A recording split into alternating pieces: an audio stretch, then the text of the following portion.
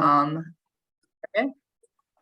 And we have Vadim Aizenshtein, who is our head of PPC, and we have Eynat, who is our senior PPC analyst here at Marketing Envy. Everyone. Hello. So if you want to share your screen as to get started. And if you have any questions or comments, you can add in the comments and I will shout them out for you, or you can just unmute yourself. Okay.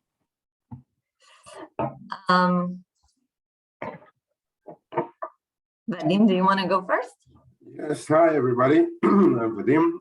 So today we'll be covering a bunch of very interesting topics, starting with when to start, types of campaigns and first steps, best practices for ads, different attribution models, budgets, which channels we use for what purpose, basically what to expect from each channel, and the importance of nurturing and scoring. So moving forward, we always get instructed of using numbers and data, so we found a really interesting data here. Paid advertising is reported to boost brand awareness by as much as 80%. This is a Google figure. If you ask me, I think it's even more than that, but I'm guessing this is an average. So going into the actual topics, when should we start with paid campaigns? So basically, we have three goals that we look at. First of all, test marketing feed and messaging, create the product and build the brand awareness, and of course, lead generation, as we're talking about B2B. So when should you start? You need to understand that you have enough ammunition to go to battle. And what is your KPIs? Those are the two main questions that you need to answer. Going forward, you need to understand that if you don't have enough budget, it just won't be as effective as you want. If you don't know who you're targeting or what you're doing, it won't be effective. You need to understand why are you doing every step. For instance, if you want to concentrate on testing, then start testing and understand that your money won't bring ROI. On the other hand, if you are doing more of a performance, you need to determine yourself very clear KPIs to understand, to later on understand if you're successful. Let's move to the next slide. The biggest but that you need to take into consideration is that it takes time. You need to commit to at least 3-4 months of spend on each platform to understand the real value and to be able to optimize that value. And you have to have minimal budget to do so. In Marketing Envy, we usually say that we are starting a campaign only when a client can afford $10,000 a month of spend. Under that, it just won't be effective. And another thing you have to take into consideration that you have enough content. It won't help you to launch one ad that says, hey, get a demo.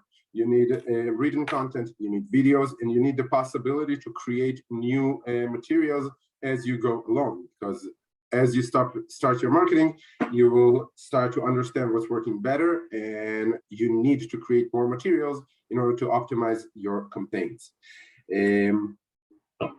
Let's move one slide, please. The first step of building your PPC strategy is to map your market. The first thing we start here at Marketing Envy is with competitors research. Why we do that? Because our competitors are already in the market. We can look and see who's doing a good job, who's doing a poor job. What is the type of messaging? What is the lingo that they're using? Who are they targeting? That's also something that we need to take into consideration. And that brings us to the audience research. Who are we selling to? What is our avatar? Are we selling top down? So we need to contact the C-levels, or are we selling bottom up? And this way we need to contact the more junior titles. From audience research, we move into audience competitors research. And that's something a lot of companies don't take into consideration. And I'll explain. You can compete with a similar product on the same avatar. Then you're a product competitor. But sometimes, in most cases, you compete on the traffic with a different kind of product. So basically, a DevOps engineer can be targeted with a bunch of different products, but in the end of the day, you're targeting the same DevOps engineer. So you need to understand who is competing with you on the same traffic, even though they're not the same product. You need to do this both to understand who your competitors, but more importantly, as on the competitor research, you can take away from that the way to communicate with your client. How other companies talk to your client can tell you a lot about how to talk to your client. And the last part of our research, market research, is a keyword research. This goes both for SEO and SEM. We are talking more from the SEM perspective, but of course, SEO is also very relevant.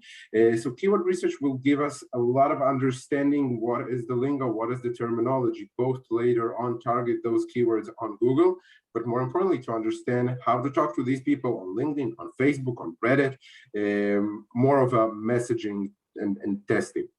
Now, Vadim, can I jump in? You mentioned testing. So actually on the market, like you mentioned now, I think that's one of the things that we can do with PPC is also research who is my audience. Are they interested? Even before you have the proper funding of a marketing, you can test with even a smaller budget just to see how interested your potential audience is. Do you get enough clicks? Even if your product or your website is not 100% ready, you can already test the field with paid ads, with paid promotions, see what you actually can expect when you're going to have a larger budget, a final product, etc. So I think this is also something that we can do with paid. If you already mentioned so many relevant things, I think this is also something that we can consider.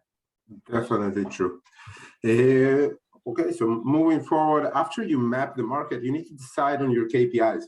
This is very trivial, but a lot of the times it's not trivial, and we see this from our end when a client comes to us and tells us, give us KPIs. So first of all, you need to understand that KPIs needs to come from the client itself, from the company that does the marketing, not from the marketers themselves. So you first of all need to understand, what are you looking to achieve? Are you looking to achieve awareness? Is your salespeople needs a full pipeline? How do you achieve that? So basically, what is a conversion? What is a qualified lead? How's your funnel built? After you understand and map all these, you need to decide on the goal itself. The goal can be leads, the goal can be awareness, the goal can be sales. With each KPI, the campaign will be slightly different. And once we get a solid KPI, we can combine the KPI with the potential budget and decide the actual budget that we're starting with. Sorry. Which channels are best and for what purpose? So this is an interesting piece of information about the differences between B2B and B2C use of social media platforms. As you can see, B2B has LinkedIn on the top, while B2C has LinkedIn somewhere in the middle. It's really funny to see that Google Plus is still a thing. By the way, it's important to note that it's not only paid. This is for our social usage, so it can also be organic post, etc. But I agree with you. It's very interesting to see the difference between B2B and B2C. Definitely. So from our perspective, social platforms, it's very clear cut. Social platforms is usually used for creating the demand, and Google is more on the harvesting demand. That doesn't mean that we don't have creating demand on Google, and it doesn't mean that we don't have harvesting demand on social platforms as well. Sorry. All as well. So in general, we need to understand that social platforms are more of a push marketing, basically marketing that we present to people, and Google search is more of a pull marketing where we harvest the demand. We'll move forward. and here we have the different types of budget versus inventory. I would love to ask our guests about what's your experience with high traffic inventory, low budget inventory. Yonatan, how are you looking at this? Hi, everybody. Yes, so this slide mainly refers to Google search campaigns. When you launch a search campaign, usually you will face one of these scenarios. So let's take, for example, the high traffic inventory, low budget scenario. So people are looking for keywords that are connected to your product, and you can't cover all the relevant keywords, or either you can't be competitive on all of the keywords. So here is an advanced tip for what I'm doing in this scenario. You will soon enough identify your Pareto keywords, meaning all those keywords that all 20% of keywords that drive 80% of results. Those keywords usually drive most of your ROI. So what I am doing usually is creating a dedicated sandbox for those Pareto keywords and creating a separated campaign, usually with ad groups that contains one keyword per ad group. They are called SKAG, single keywords per ad group. And on those keywords, I'm being very aggressive and highly competitive to try and create the most optimal performance. This method brought success many times, and you should identify and act according to the scenario you are facing. The Pareto keywords method usually will be suitable for all of those scenarios, but especially when there is a high traffic inventory and you can't cover and be competitive on all keywords. So choose your fights wisely. I could not agree more. I do want to add, we will also talk later about the different types of targeting methods we can have on Google search, but I do think that in order to find the 20 keywords that bring 80% of your traffic is a real challenge, and you need to be a very good marketer to get to these keywords. And I think this is where testing comes, and hopefully you get there as soon as possible. But I agree with you, once you have these 20 keywords, you can really continue from there and act like you described. So usually it takes at least a month, and in cases where you don't have high traffic inventory, it could be even longer. But embracing this method will benefit you in the long and short term, because low-hanging fruits lies there. This is the place to focus your efforts. Yes, so this is my advanced tip about this. Super interesting and very true. Let's move to the types of campaigns and the first steps that we're doing. This is very trivial, but a lot of people don't connect between all the stages and use them as standalone. And this is what I came to speak about. So basically, we're breaking down to two different stages. We can, of course, break down to much more, but in general, we have the create demand, top of funnel, and harvesting demand, bottom of the funnel activities.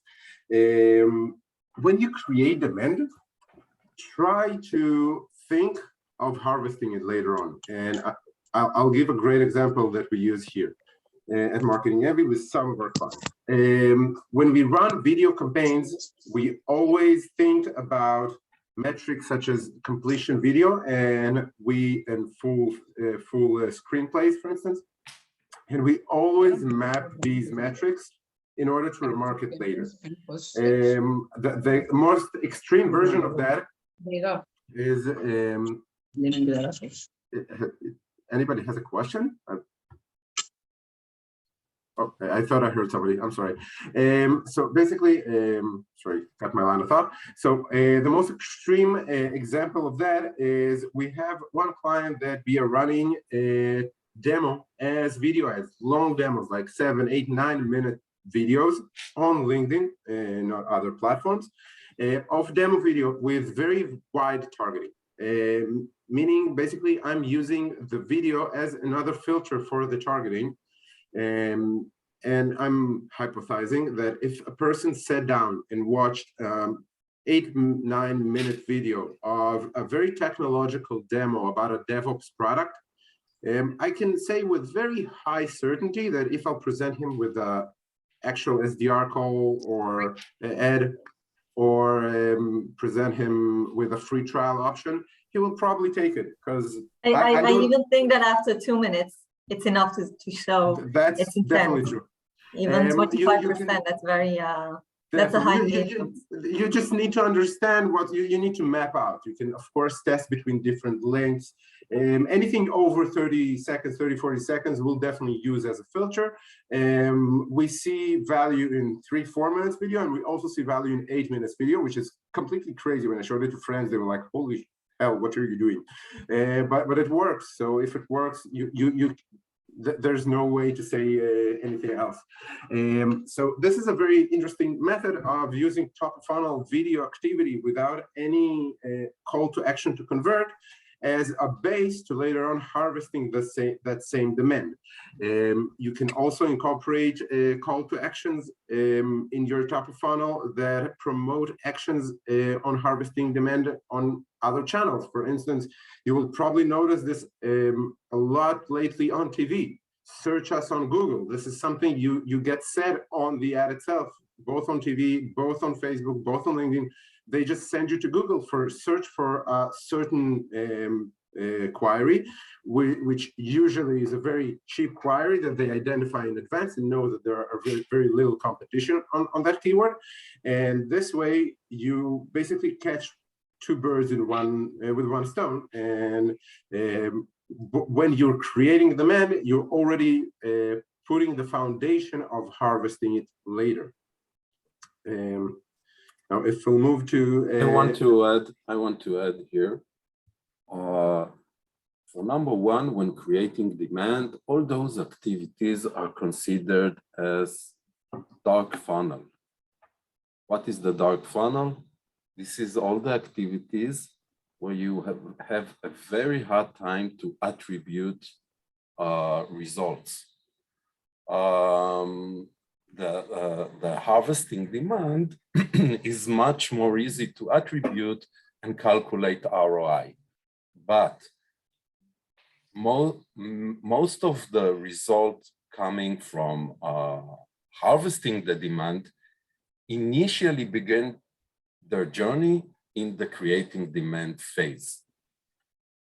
So adding to forms questions like, where did you hear about us? Lately comes into be used by many companies trying to tackle the dark funnel.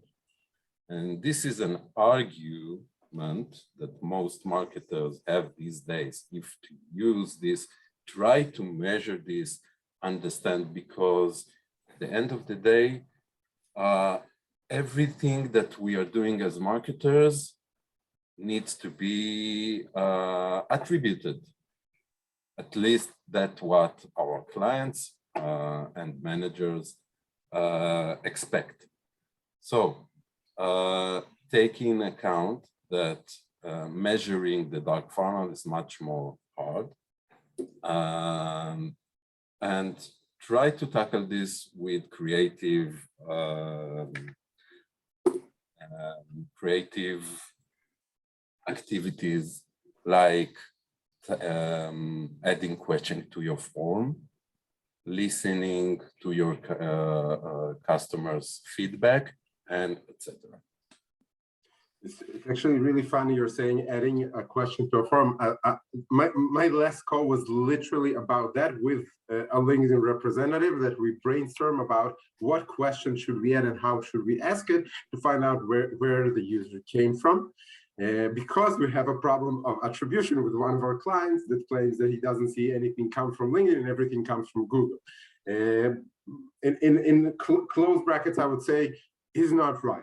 Most of his traffic comes from both, and another test you could always do when you're in that situation is doing lift tests, basically seeing how much one platform helps the other to work. And the most extreme lift test you can do is basically close one platform completely for a fixed amount of time, and then to see how the other platform behaving, for instance, close LinkedIn, and to see how this affects Google searches. But of course, do it on a very well thought of way and on a very short and fixed time, because basically it's a waste of time when you don't have a platform working. Now let's talk about which types of campaigns should you start with, which is very, very important, because a lot of the times clients come to us and tell us, no, we don't need that, or go and do that, and it's not the time. So the first thing that we always recommend our clients is to have Google search branded to basically catch people who are looking for you. Your search brand has usually the highest intent out there, and you want those users. So does your competitors, and you need to take this into consideration. I think it's the most frustrating situation when you upload a great top of funnel campaign, and instead of harvesting the demand on the search side, you just see your competitors get the first place and get your clicks and harvesting your demand. That's first. The second reason for using Google search is the fact it's very, very cheap. The clicks there are cost cents, and you have a lot of control on what you're showing to whom. For instance, you can decide that a person who's been to your website and searched for you will get one sort of an ad. A person who hasn't been to your website and searches for you can get a completely different type of ad, and this way you can segment the market. We usually recommend combining between top of funnel and bottom of funnel activities, and that goes to which campaigns should you start and work with. So of course, as we said earlier, you need both to succeed. You need the top of funnel activities to create the demand, and you need the bottom of funnel activities to harvest the demand, but you also need to understand what your KPIs. If you just launched and you don't have a sales team, but you just want to build a reputation for yourself, there's no reason to run demo ads or free trial ads, because you're in a very early positioning stage. So maybe at that stage, you should go more with top of funnel. On the other hand, if you're a long-time company that just started marketing and everything is in place, you have all the assets, I don't see a reason to push way more on the bottom of funnel and try to get the lowest hanging fruits in order to put some work in the pipeline. Very important to take into consideration. Bottom of funnel activity will have a very hard time presenting these different performance metrics without having top of funnel activity in the long run. Of course, you can start with bottom of funnel activity to get the lowest hanging fruits, but if you won't provide the fuel to the machine, it will just stop at some point, and your bottom of funnel leads will dry up. And this is not a pleasant situation when you talk to a client and you see that you used to bring leads for $150 3 months ago, and now you're barely scratching the $500 leads with the same type of audience, meaning you need to educate them better to get the cheaper leads. Always consider the bottom line. As I've said, even if you're doing only brand activities, this is just the branding stage. There's no reason not to pixel your funnel, not to create events, not to understand who's more relevant and less relevant. On the very high level, it's data that can give you insights. And on a more actual data, it can give you audiences to remarket later. If you're already spending money, spend it wisely. And the last thing that I would want to speak about is the fact that marketing is not a magic button that you just press and everything works. Marketing goes along within the system, so you always need to understand if you have bottlenecks. I've had situations that I spent hundreds of thousands of dollars on bottom of funnel leads just to find out the client SDRs are completely backed with work and will only get to those leads in 2 months' time when they will be completely cold. In that case, it won't help me that I'm bringing the best leads, and even if I'm the best PPC manager in the world, those leads won't convert. And if we'll continue working, so in the end of the day, I will be sitting in front of a CEO of a company who will tell me that I spent a lot of money on something that hasn't brought revenue. So you always need to understand what you're marketing. So if, for instance, we're talking about the example of a backed up SDR team, maybe you should switch to a different funnel. Maybe you should use a different messaging. Maybe you should have a self-onboarding funnel go on top of the sales funnel. You always need to remember that marketing is just a part of all the sales process. And again, no magic buttons that we can press and bring in leads. This is a good example. I've had a client one time telling me, I don't get leads. And then I told her, okay, I'll press the get leads now button and you'll get leads. And she was seriously, oh, great, you do that and I will wait for the lead. So no magics in marketing. We're not magicians, even if sometimes we look like that because other people don't understand what we're doing. Just want to say that the magic word is intent. That's true. Identify where your intent lies. And yeah, I know that there is a slide about it, so I want to elaborate on this. Yes, but I do want to continue what Vadim says, and I also have a use case recently where I had a client who had a lot of leads coming in, but when we checked with the SDR, we found out that a lot of them were students who were doing their research it was a Google search campaign. So we actually decided to exclude college students from the campaign, and this worked. We had better quality leads. So sometimes it's just about fine tuning things that you can't. If I wouldn't have discussed it with the SDR, I wouldn't have even known that the leads aren't qualified. So it's always something that we need to follow up with, and this is, I think, when we talk end-to-end funnel, we're not going for leads, we're going for MQLs or even SQLs or opportunities. So this should be our aim, and our optimization should be towards this and not just leads. Totally agree. When you can, always optimize towards the lower stage in the funnel. That's and as I've always say to clients, you don't go to the supermarket and pay with leads or clicks. You pay with revenue. And in the end of the day, it won't help you to bring very cheap leads. It won't help you to bring very cheap clicks or traffic. You need to always think of the bottom line and how you get there. And for that, the first step is doing good creatives. And I think let's talk about that for a little bit. Yes. That's even our next slide. Okay, so let's start with LinkedIn. So this is an example of a good LinkedIn ad. We have the first text is the introductory text. We try to keep it always under 130 characters.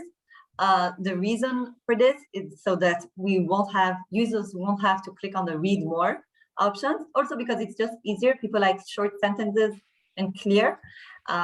So we try to keep it under 130 characters.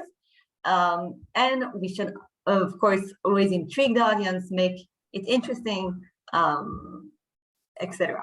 So the in-image text should be short and appealing, and it should be clear. If we can add a CTA, even better. If we can add numbers, numbers do very, very well. It's important also to know that people notice the banner, the image before they read the introductory or the headline, and sometimes they even don't read it. So it's very important to be clear. In the image is self-explanatory, that you understand what, as a user, you understand what the company is expecting from you. Another great thing about this ad that we see people, and actually Vadim told me a very interesting fact about images with people on LinkedIn. I don't remember the exact numbers, Vadim, maybe you can correct me. 5% of ads. Less than 5% of all B2B ads with like visuals. I'm not talking about, yeah, exactly, on LinkedIn, has a person, like a character on the ad, less than 5%. And out of and ads with a character converting like 40% better than ads without a character. It's a really interesting research I just read. So I definitely recommend A/B testing it in the future. Definitely. So it's a good thing to know. What did you say? I see this in our own campaigns happening. This is true. I believe in it. Try to include the characters. If you mention someone, include his picture. It will attract more users.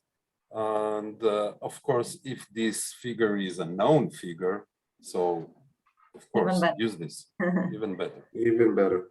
And another thing I would love to add about the creatives itself, as Eynat said, most people see only the image, and that also for a fraction of a second. Just imagine yourself scrolling in your social media. You usually do this very, very fast. So our main objective when we think about creating a good creative is the first thing that it needs to be a feed stopper. Feed stopper is a term, and basically a very clear term.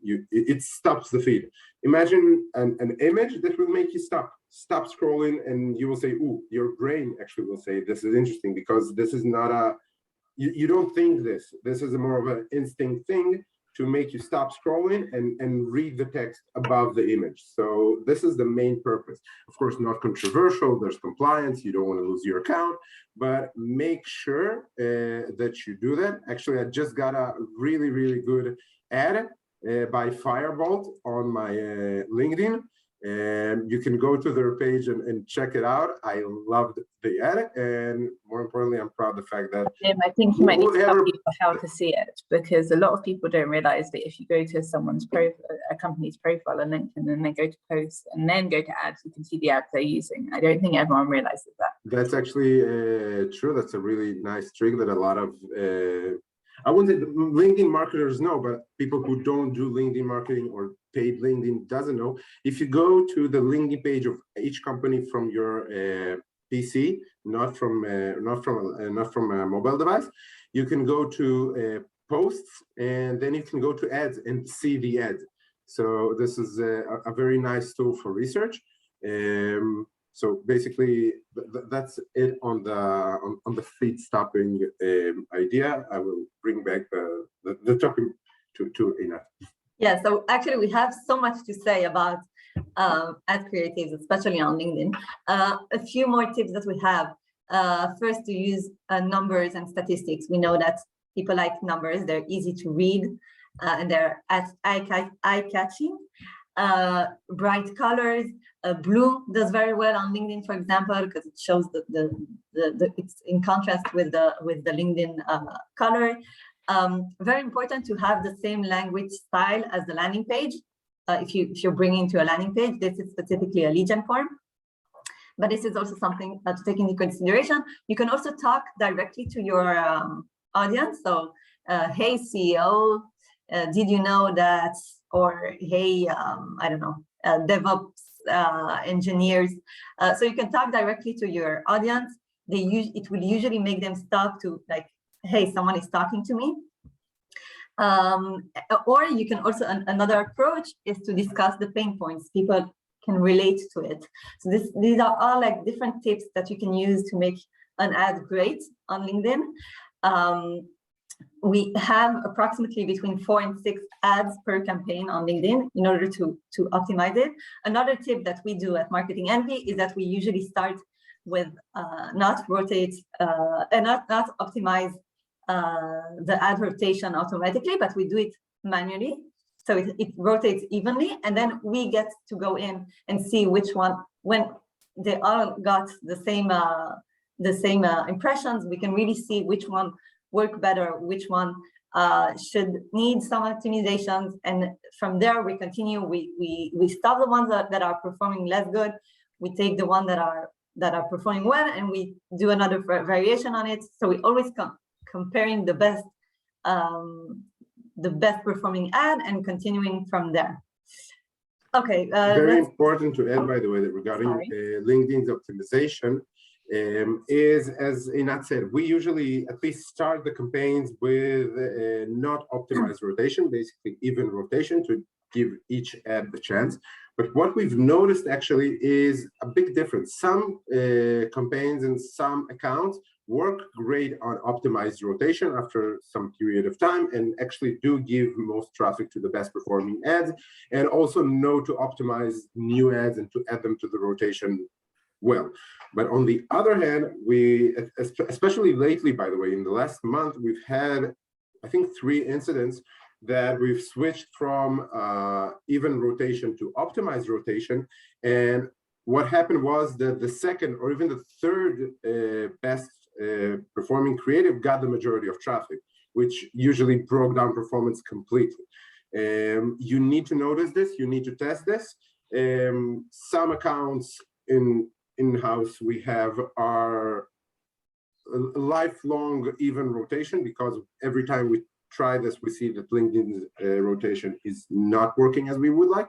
Some accounts do get optimized by LinkedIn at some point, but this is a very interesting thing to test on each of your accounts. I have a question from Carrie. She says, I didn't know the reason for staying less than 130 on the top line. Makes sense. Do you ever go over 130 characters? Yes. Yes. Basically everything we're saying here is the average and the best practice for the average account. With every account, we will want to test the verbiage and the messaging. Some products in some industries need more text. Some titles that we target won't convert on a short text. They want the 3-paragraph encyclopedia to read before they convert.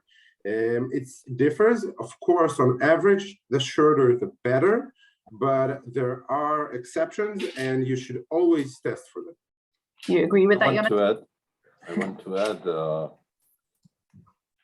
sometimes it's better to use more than 130 characters. You know why? Because if someone is really interesting to read more, he will click the 3 points button, then he will read more. But he will also considered as a engaged user. Right. So and actually, you can create an audience based on engaged users. This is relatively a new feature in LinkedIn audiences. And then you can add him to your retargeting lists. So sometimes it's even better to write more details, more than 130 characters. Definitely. Yeah, very interesting. Actually, the new feature that you just mentioned, it's brand new. I think it's 1 or 2 months old max. So yeah, maybe we should also test it more. Yeah, and I want to add another tip off topic of ads best practices.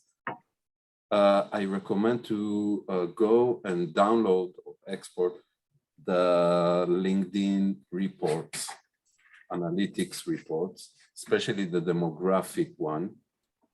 You will find there great insights for optimizing your audiences and campaign in general.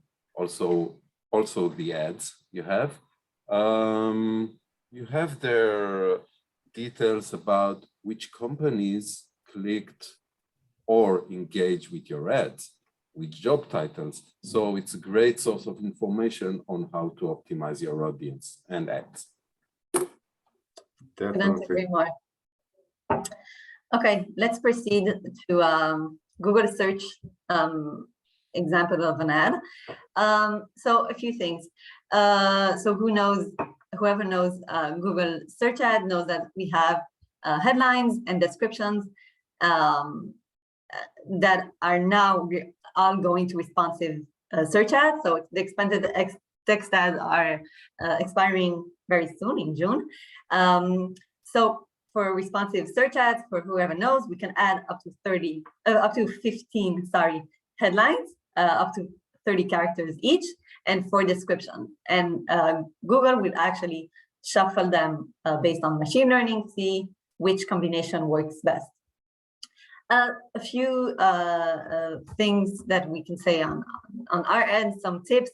First, the most important tip is to have the keyword in as many places as possible. So we should have them both in the headlines and in the descriptions, and of course on the landing page. So 3 things that we should take in, the keywords should be in the 3 options, and it's very important to keep them aligned. So mirroring what the requests of the user. Actually, we want to appear as accurate as possible. We also want to make sure to add a call to action. We want to have as many extensions as possible. So here we see 4 site links. We can have 6 site links. So we give Google the option to optimize the site links as well. We have callouts, structured snippets that I don't see here, but other extensions that we can use. We can have a form extension, a phone number if possible. So very important to add as many as possible of these as well. Anything you want to add, Vadim or Yonatan? Okay. I'd say 2 things. First of all, I highly agree about adding as much as you can. And the main reason for that is to capture real estate. In the end of the day, you want to show as much of yourself as you can and grab as much real estate on the screen as you can to basically keep your competitors from presenting their assets on this real estate. That's first. Second, what I would like to emphasize is about writing the ads. As you can see here, you have 2 headlines. The policy-based access control is one headline. Feedback explain is another headline. When you're writing your ads, one of the most important things you need to take into consideration, of course, besides using the actual keywords that you're bidding on, is to be able to play with a number of headlines to create different sentences and to make them sound before even good, I would say reasonable. Logic. Yeah. Exactly, logical. A lot of the times I get ads that I'm just looking at it and I'm thinking to myself, like, haven't you read the 2 headlines before you posted it live? Because sometimes it's like, get a demo now, get a demo. Okay. And so basically you need to understand that. And another trick that you can use here is pinning some of the headlines, meaning to play with the combination in a way that you'll have 1 pin headlines and a lot of different combination to go with it on the second headline, for instance, or vice versa. By the way, one of the best examples that I've seen was from Grammarly when they bidded on Grammarly alternative as a keyword, and then they wrote on 1 headline Grammarly, just Grammarly, probably pinned it, and the second headline was there's no alternative. So what you got was, when you're looking for Grammarly alternative, Google tells you, hey man, there's no alternative, come to us. It was really, really original. Let's move forward. I actually wanted to add another tip that we do as well here at Marketing Envy is always before we go live with the keyword, go use a VPN tool, go type in the keyword, see what ads already exist, what are the competitors writing about this keyword, and then you can make your ad stand out and make it even better. Okay, so continuing the discussion we had before with Yonatan, let's talk about the different intents keywords we have on Google search. So brand keyword, again, very important. Vadim mentioned it as well. important campaign, cheap campaign usually.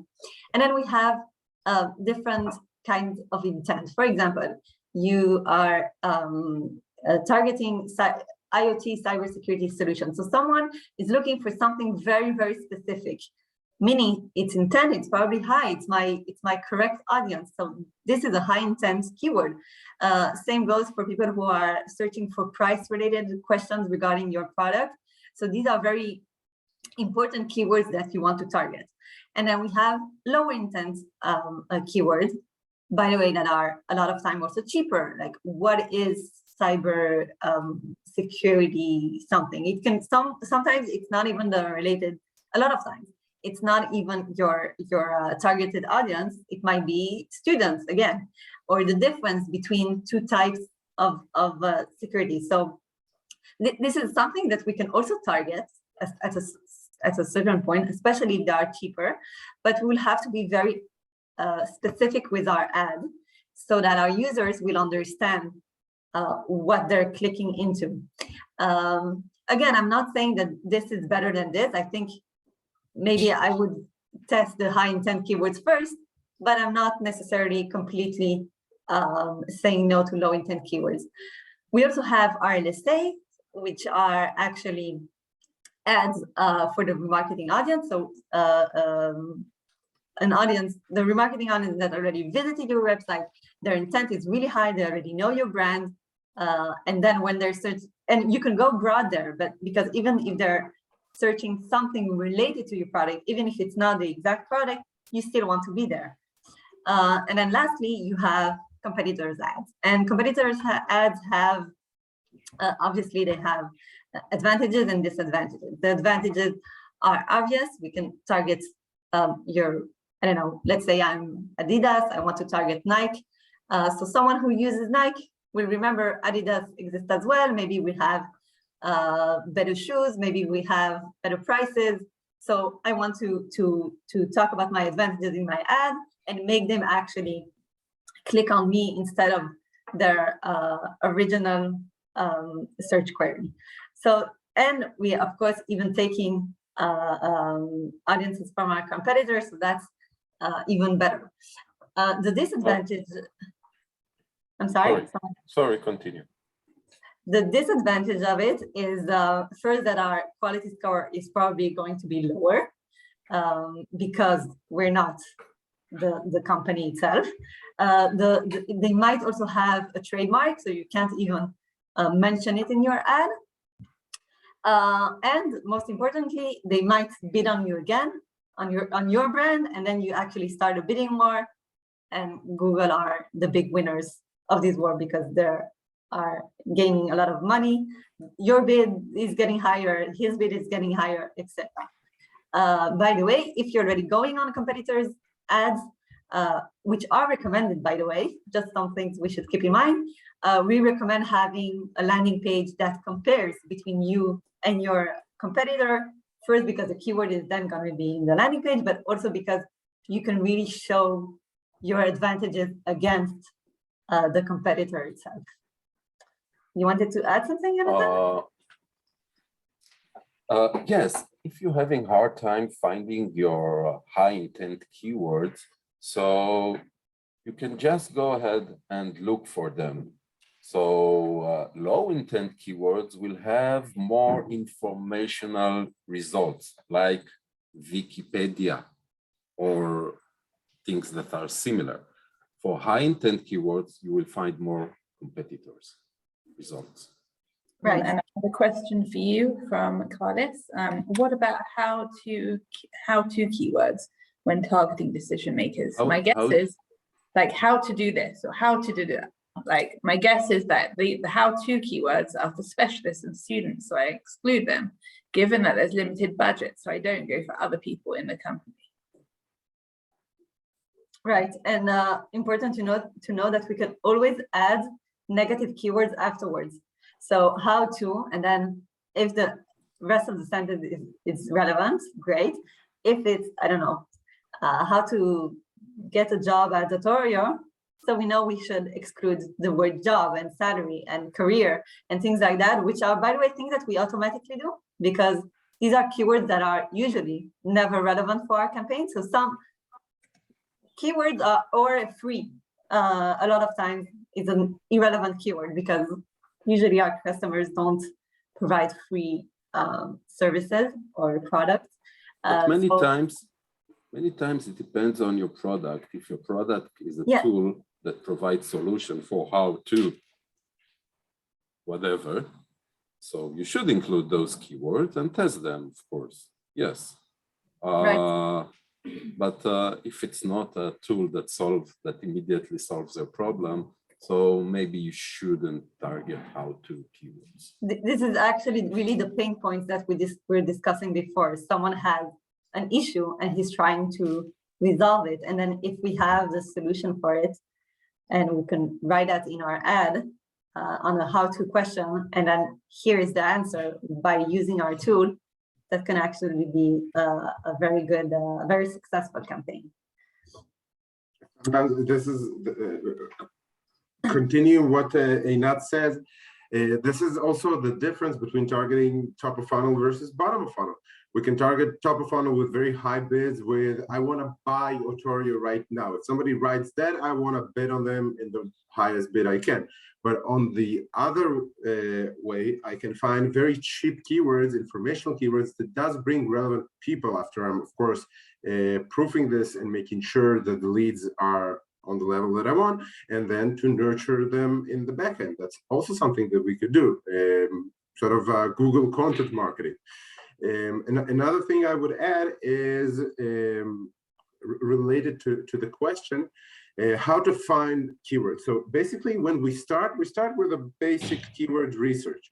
The next step is to see what we're getting from that traffic from the keywords we started with. And sometimes we identify more and more longer-tailed keywords that allow us to be cheaper and make the setup more robust. That's first method. Method number two is also doing broad targeting. Basically, bid on broad keywords. That demands a lot of negative work, basically to take out a lot of unwanted traffic for the first couple of weeks of that. But later on, you basically giving Google the opportunity to do the keyword research for you and to bring new queries that once you see that you have a keyword that brings a keyword query that brings a lot of leads or conversions, you can later on bid that as an exact, and thus the broad campaign will be the sort of cash cow for you to bring in more and more specific keywords that will later on convert. And again, always look at the data. I had numerous times that a client told me, no, that's a bad keyword. Nobody's going to look for it. Nobody's going to convert on that. And a month later, we're seeing that this was the biggest spender in the account and the best performing lead creator. So usually data speaks. Just start running traffic and analyze what you get. I think also it's very important to remember, answering your question, that for Google search, we're actually paying per click, while, for example, on LinkedIn, we're paying per impression, so we have a budget, etc. So here, we will only pay for people who will be interested in clicking on your ad and seeing what goes next. So if you have a good ad about, I don't know, something like trying to understand how to do this and this, we have the answer, and then someone clicks on it, then again, this is the audience that you want to catch. And someone who won't be interested just won't click, and you wouldn't have paid for it. So just something to keep in mind. Okay, let's proceed. Okay, so we have different attribution models specifically for Google that we can use. And they are first not necessarily aligned with your CRM. So for example, if you use HubSpot usually gives credit to first click there. Also, we have different types of attribution, which are counted a little bit differently, but it's fine. It's important to know that it's fine to have different attribution models on your platform, on Google Ads and on HubSpot, because Google Ads, you want your optimizations to go according to your conversions. And again, it's not necessarily the same way that we want to to give credit at the end of the day in a CRM. So we have last click, which is before you go to lastly, we have a question from Miguel. How do you use Google keyword phrase match, broad match in regards to high intent and low intent keywords? I'm sorry, I didn't understand the question. How do you use phrase match? How do you use Google keyword phrase match in broad match, phrase match and broad match, I guess, in regards to high intent and low intent keywords? So how do you juggle them? Do you put phrase match for high intent and broad match for low intent, or what do you do? Okay, so I know that Vadim said that we should try a broad match. I think that on most keywords, I would first personally try out phrase, because I'm a little bit scared of the broad match. I do it for a lot of my clients because I know that Google really pushes for it, and sometimes we don't have a choice. It just means that in the beginning we're clicking on keywords that are irrelevant, and just with time, like Vadim said, we're adding a lot of negative keywords, and we get there. We understand what are our keywords. The thing I think that the big difference is if you have enough volumes or not. If you have enough volume on your keyword, you can totally go for a phrase, and then you have more control about what you're actually to which keyword you're showing your ad. A lot of times with our clients, they have very specific keywords, especially in the B2B world. We don't have volumes like we see in B2C, and this is why we just have to go broad and just catch the long tails that work, and from there, again, eliminating the ones that are irrelevant. Nicely said. Thank you. I'll add to that. First of all, I agree 100% with literally every word you said. I'll add to that. I'm not, when I mentioned the broad versus phrase, I'm not breaking between the top of funnel, bottom of funnel, high intent, low intent. What I'm using the broad is in order to find the keywords and later on understand what's a high intent or a low intent. So for instance, we have an account that most of it is based on phrase matches, and now we got to the point that we have pretty much all the traffic we can get from our phrase matches. More traffic won't give us more conversion. We can go two ways from that second. Start to hypothesizing and doing manual keyword research to add to those phrase matches. But what we can also do is to create one or two broad match ad groups and just use it to see what kind of traffic it brings. And with time, as we said, we will be able to get more and more keyword ideas from the broad match, and data will tell us whether they're good or not.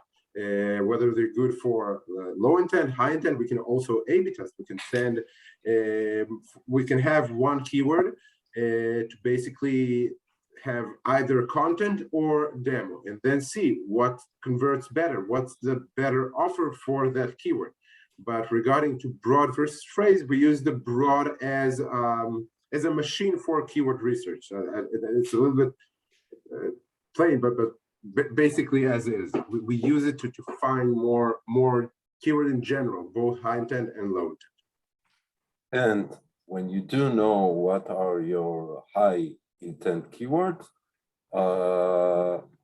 create an exact match campaign for them, and be very aggressive on those keywords.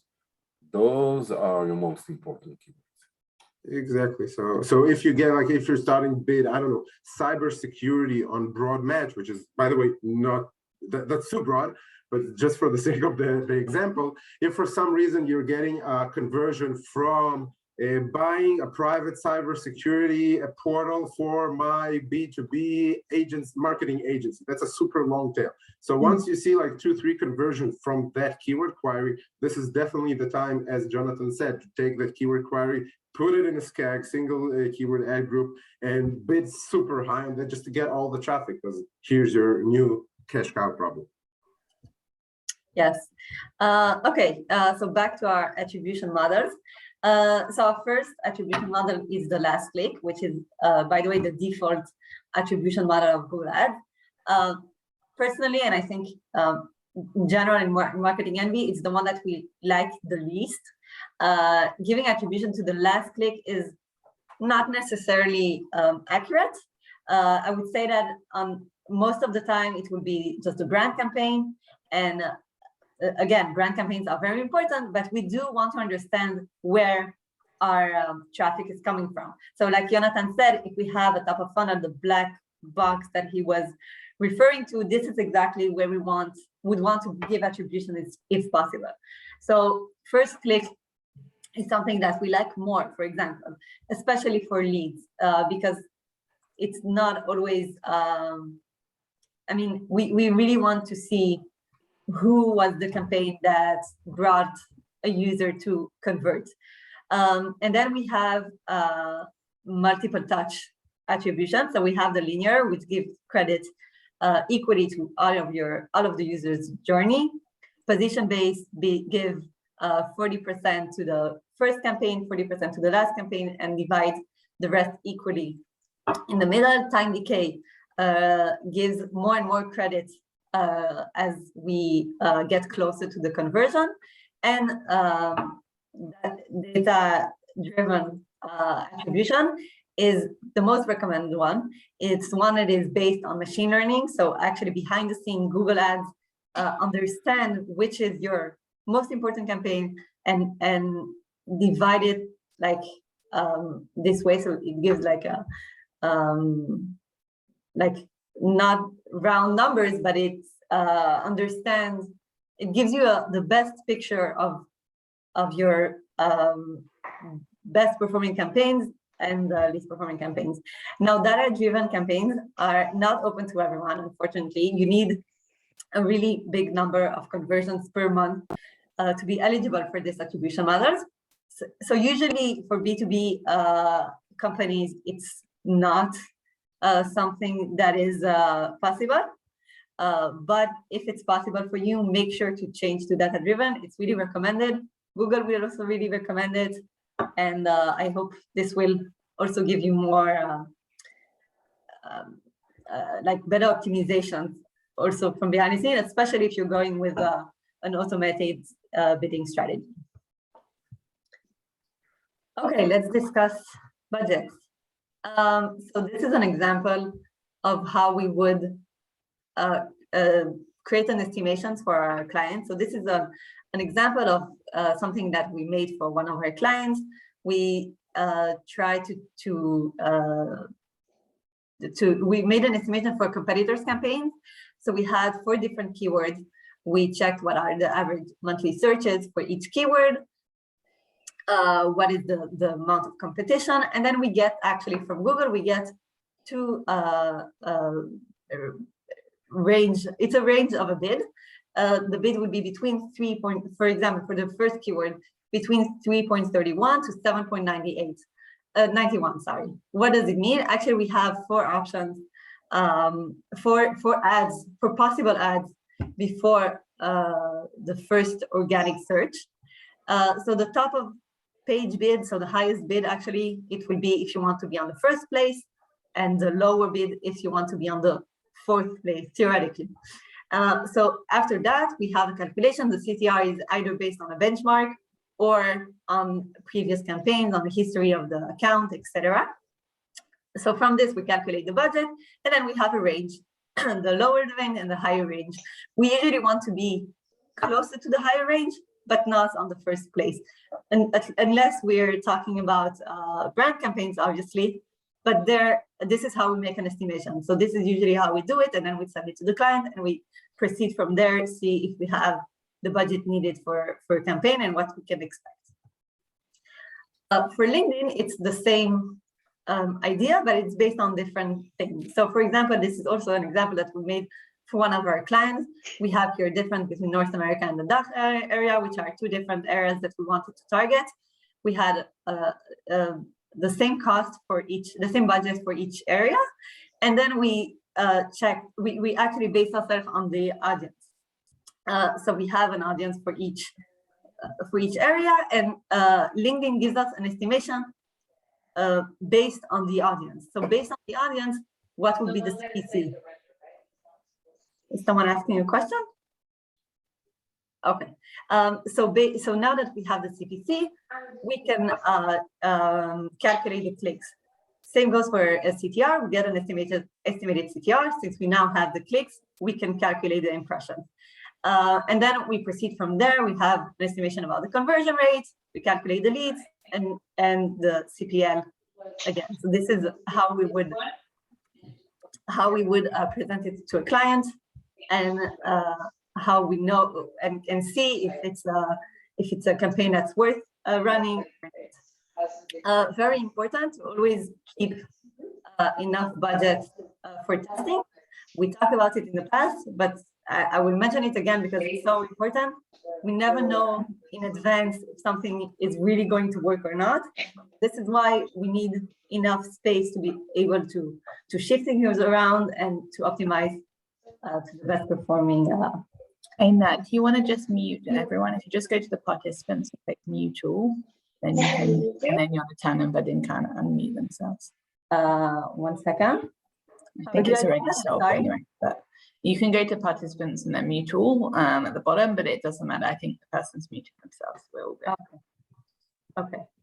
Well, I just want to add one thing. If you don't see estimations, and you need to come up with some budget. So as Eynat said, we had a few hooks, the CTR, the CPC, and the conversion rate, which we then can do reverse engineering to understand what budget we need.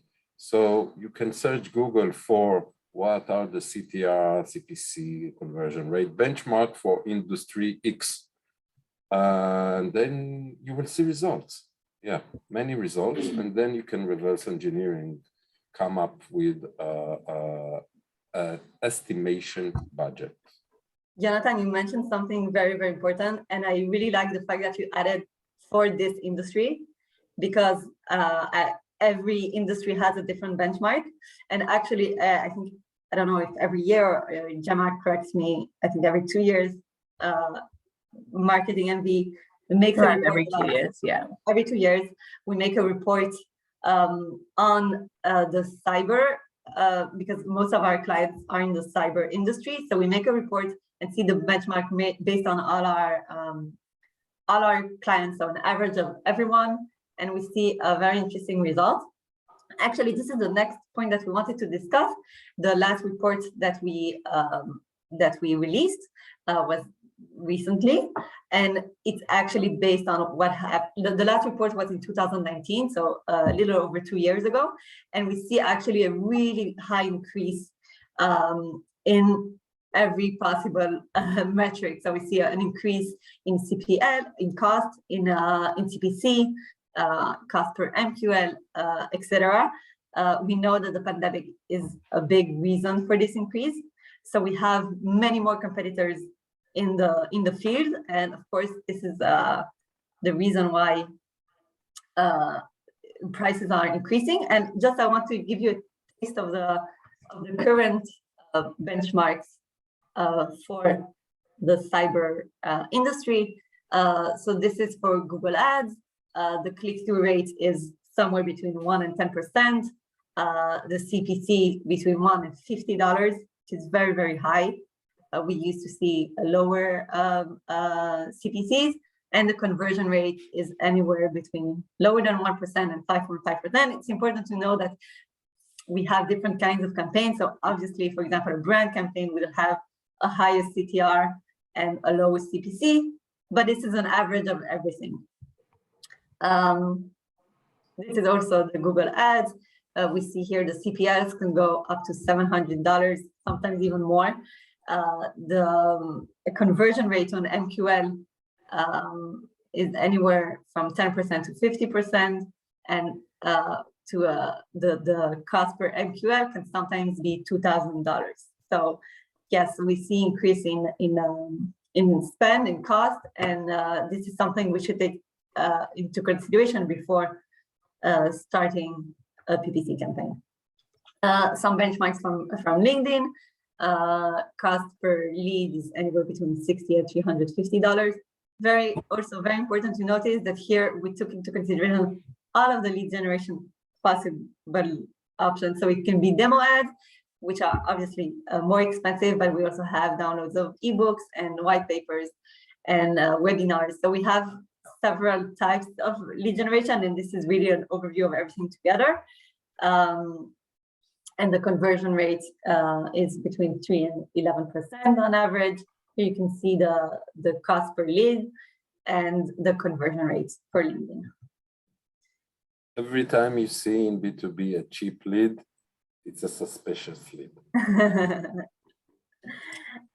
Yeah, definitely. Unless they got there by mistake. We've had a really funny story. We have a client with two basic activities. One with for very small businesses, and one for super large enterprises. And this one day, and the smaller activity, of course, has a very much lower profitability rate and much cheaper product. And at some point, they got a lead on the small business funnel from a C-level person from a huge corporate, and actually about to close with them. And that happened because we targeted him because of a tiny company that is still registered as an employee, a 2-people company. So we basically targeted a C-level person at a like a Fortune 500 company by mistake.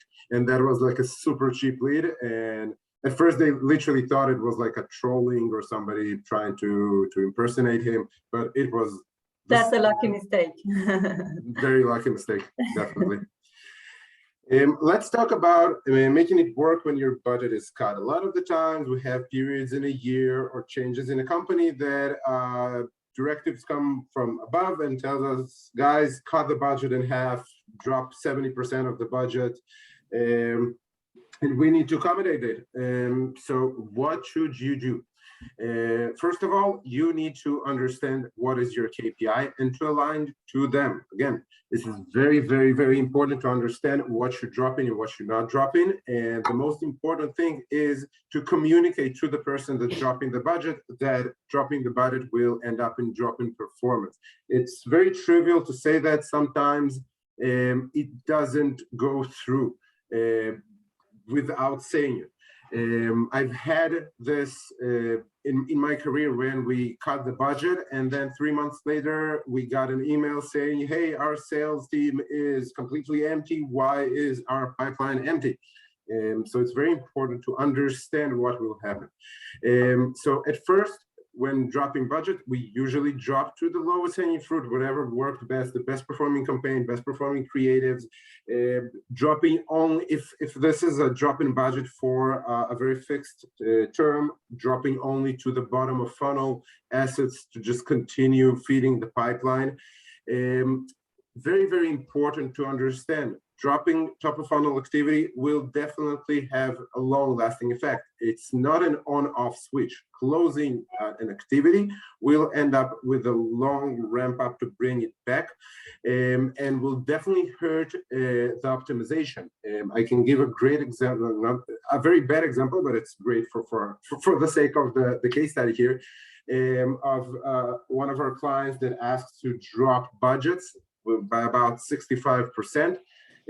What happened was very interesting. On the lead level, we had a very linear drop, meaning our CPL is almost the same.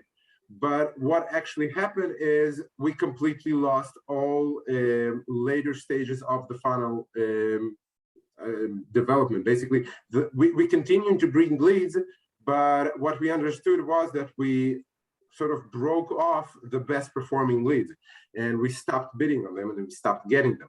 And that took, and still, by the way, takes time to re-optimize back when we want to get back and ramp up. So you need to remember there's no on-off switch, and everything you will do has a long-lasting effect. If you upload ads and in 3 days' time you will decide to take them off, and then you upload a new set of ads, and then in 3 days' time you will decide to take them off, your algorithms won't optimize. If you lower budget and get it back up every 2 weeks, you are definitely hurting the performance. So you need to be very careful when changing budgets. And always align them to the KPIs, both before changing and understanding that changing the budgets will have a very harsh effect on the bottom line, and not in a linear way. That's the most important thing to remember. And last but not least, don't forget to nurture. This is very, very important. Sometimes clients come to us and get the leads and then think that's it, job is done. We are in a B2B environment. The sales cycle is usually very long. And there's a very high competition on each and every client. So we have to take into consideration the fact that we need to nurture our clients. We need to present them with more and more materials. It can be offline, it could be online with more ads. And again, we need to optimize our funnel in the best way to understand what is the cheapest way to bring the lead and to nurture. As I've said at the beginning, some clients has a funnel that it's better to pay more on bottom of funnel and be more aggressive on bottom of funnel because leads that comes from the bottom of funnel perform very good.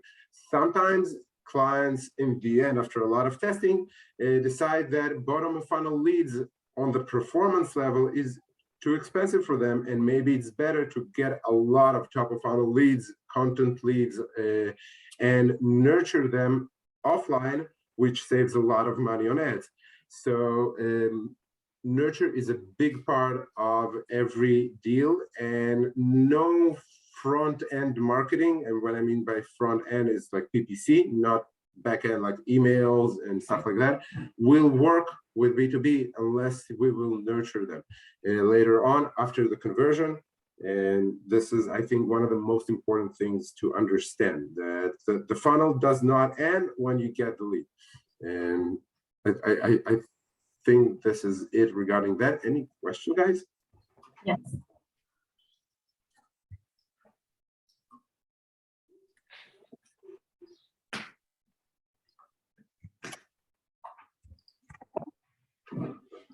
I think you've given away so much information that there are no questions.